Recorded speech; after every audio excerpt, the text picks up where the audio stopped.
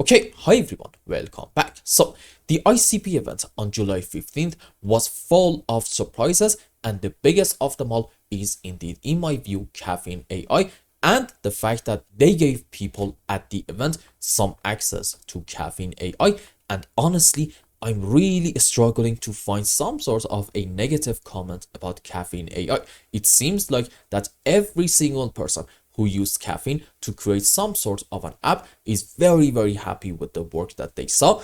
And we actually got some clips. For example, pay attention to this one. This person, I think, tried to create a website for treasure hunting, and he says it took Caffeine about 30 minutes to launch, but he wrote an extremely complicated prompt, and he actually wanted to try to crash Caffeine AI, but he said it didn't actually work, and the project got done beautifully. Now, let's watch this clip real quick because I think there is an unbelievable important point in here, and this is the secret to the success of Caffeine AI, which I do think is actually going to be extremely successful.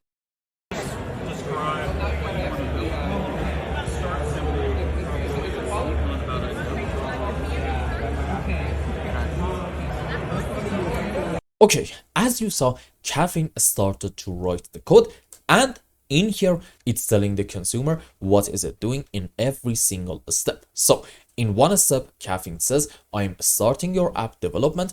In the next step, it says, we are creating the application's specification document. And in another step, it says, we are generating the backend code. In another one, he says, we are creating a backend API for the front end. And in here, Caffeine said that it is generating front-end code for the app. Now, here is a very important point, and I need you to pay full attention to what I'm about to say. These couple of steps will cost you thousands and thousands of dollars and many developers. Why is that? Because I really do not know anybody who can do all these things absolutely perfectly, and I'm not going to say there isn't actually like anybody in the world who is able to design the back and also front end. No, there absolutely is, but here's the situation. If you want to be a very good developer, you need to only focus on one specific area, even potentially inside one specific language, for example Python. But here's the situation. The moment that you try to learn a couple of things together, you actually become a very good example of jack of all trades and master of none. So what is it that I'm trying to say? If you want to build an app yourself, you need many experts, and it's not even guaranteed that they are going to be like 100% great experts. No, they can be, for all you know, just some amateurs ruining your app. This is risk number one. Point number two, I promise you this process will cost you thousands and thousands of dollars. However, Caffeine is able to do it with just a teeny tiny fraction of the cost. And I'm saying this because Dominic said that the business model is going to be kind of freemium, meaning you are going to have free access to Caffeine, but with limited capabilities. However, if you are feeling adventurous and you want to design some more complicated apps, you can actually pay just a little bit of money, maybe every single month, and then you are able to design projects that will otherwise cost you many times more than you are paying for Caffeine. This, in my view, should absolutely be the great goal of Caffeine AI, cutting all the unnecessary costs, which will, I promise you, lead to massive and astronomical amount of adoption. Because let's be honest, if you got a product that is able to do some sort of a job for less and less money, okay, why shouldn't people adopt your product? This is very much common sense, and it is exactly why I think Caffeine is going to be a huge success. And for those of you who were saying in the previous event, maybe Definity did something nasty and the examples that they showed to audience was already made, okay, I think we can all agree that is simply now not the case, because these are normal people at the event trying Caffeine AI. And again, if there were some problems, we would have seen it on Twitter. But again, overall, I'm seeing overwhelming amount of support for Caffeine and ICP. So this to me says, number one, there is absolutely a product. Number two, at least in this version, it was actually a massive hit. And number three, again, it seems like that it is absolutely able to cut costs, which will again lead to massive amount of adoption. So this, my friends, is why I am so bullish in ICP. And again, I really have a hard time believing that a project so magnificent with so much great fundamentals is not going to perform well in this cycle. This, in my opinion, is very, very unlikely. And you know what? If it is actually going to happen, I am willing to take my chances, okay? My job as an analyst is to check out the fundamentals of a project and then combine it with what is happening in technical analysis and in my field of work, specifically Elliott waves. And then if I liked what I saw, I will buy that specific crypto.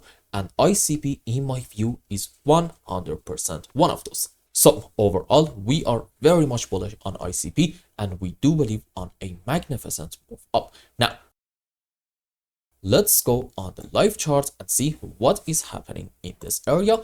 And before that, maybe it's best to go on like H4 time frame. No, let's actually go on daily time frame. There we go. So what do we have off of the lowest low? As you can see, if I just zoom in a bit more, a clear cut, beautiful looking 1, 2, 3, 4, 5 wave up with all the sub waves. And followed by that, what do we have? We talked about this subject in pretty much every single video. In my view, this is a clear cut correction structure, a very slow and choppy move down. And well, this can be a rather magnificent bullish setup because on a higher degree, you can argue this was a wave 1 followed by a correction for wave 2. And what's next if this count is happening? You know the answer. Unbelievably strong move on the upside into wave 3, 4, 5. And the reason that I keep saying that the next phase is going to be very strong and sharp, because that's actually a very important characteristic of a wave 3. So in the mid to long term in ICP, do not get me wrong, we are absolutely looking optimistic and bullish. Question: what is happening in the short term? Because that can be, I guess, sort of kind of a different story. So we can have in here many different counts, but based on the recent move down, I think we are kind of allowed to consider this thing as a wave 1, correction for wave 2, another move up into wave 3, let's say now to about here, correction for 4, and yet another move on the upside into wave 5. Followed by that, I think, yeah, we can say maybe this is going to be like an ABC flat, which in it we are going to take the lowest low down here about, let's say, $5.50. But is that going to be the end? I'm going to say maybe not. For example, we can say maybe this is going to be an ABC flat, sure, but on a higher degree into a wave W. Followed by that, we are going to have a move up. However, that move, be careful, might be a correction structure into wave X, meaning we may see soon in ICP yet another move down into our wave Y. Is it going to be such a bad sign? Not necessarily. You see, I do think that we are going to have a move down in internet computer, but the move down itself is not really the main point. No, it's kind of predictable, honestly. The main point actually comes down to the shape of this move. Why is this so important? Because what you do not want to see in ICP is a rather strong move down, a 1, 2, 3, 4, 5, without a lot of overlapping of the waves in order to once more take this low down here about $4.4. Why? Because if we do this, it means that our move down overall is not over, and probably soon we are going to get a continuation of this move in order to set new lows and take the lowest low all the way down here about, I don't know, let's say like $4.1 area. On the other hand, if we get from the current point a slow and choppy move down, and between our pullbacks, we are just constantly able to identify overlapping of the waves, that's actually going to be a great sign, suggesting, you know what, this is 5 wave up followed by a correction down, and for the next move, well, it's hopefully going to be a massive one up in order to continue the upturn. So again, one way or the other in ICP, we may see a move down, but assuming in here we identified the right signs and also the right subwaves, it's not really going to be time to worry. No, it might even be, for all we know, a decent long opportunity in hope that we get the next major move on the upside. Now, what if, okay, we do go down and take the lowest low down here? Is it going to be such a bad sign? The answer is absolutely no. In fact, here is something surprising. From my POV, it's going to be just more and more buy opportunity. Why is that? You see, I started buying ICP, I think it was since like 10-12 months ago. But here's the situation. Back in here, I didn't really know whether caffeine is going to be a product, even a real one or not. However, right now I have much more information, and I think we can all agree that the fundamentals in ICP is just simply stronger than ever. So any kind of move down from my POV is just going to be interpreted as a great buy opportunity, because after that move is over, I do think that we are going to get a very strong move up. Overall, number one, downsides in ICP in my view are very limited, and number two, we have a lot of upside potential. So the risk to reward ratios in this area makes perfect sense, and that is exactly why I am a buyer big time. And I hope I explained everything well and you understood what is going on in ICP. Anyway, if you found any value in my content, I would really appreciate if you like this video and consider subscribing to my channel and follow me on Twitter. And if you want more, maybe you want a complete analysis for your own specific crypto, or maybe you want to learn some decent TA in order to be able to make good money in the markets, you can become a member and ask me anything you want. And until the next update, I hope you have a wonderful time with your family and loved ones. Goodbye.